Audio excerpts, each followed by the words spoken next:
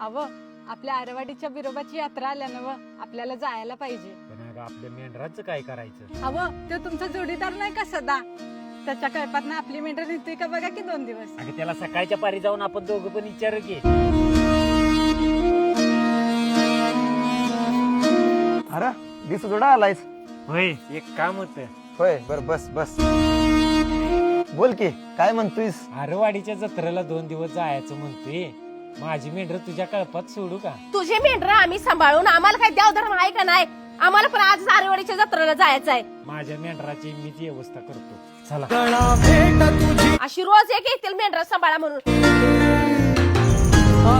माझं जत्रेला जायचं राहायच झालं या. मी हाय तुझ्या मेंढराकडे, तुझा जत्रेला. हौसेची रात चांद नाही हो आता नको पेच अगं सदा, मनाला दे. अरे सदा तू तर माझी मेंढर राखतो म्हणलेलास की. मी तर तुला त्या दिवशीच नाही म्हणून सांगितलं होतं की. अगं आपली मेंढर कुठं आहे ती?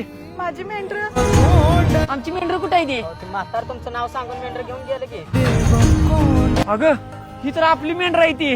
होय, पण ही कोण आहे ती? होय व तुम्ही आमची मेंढर घेऊन कशी काय आलायसा?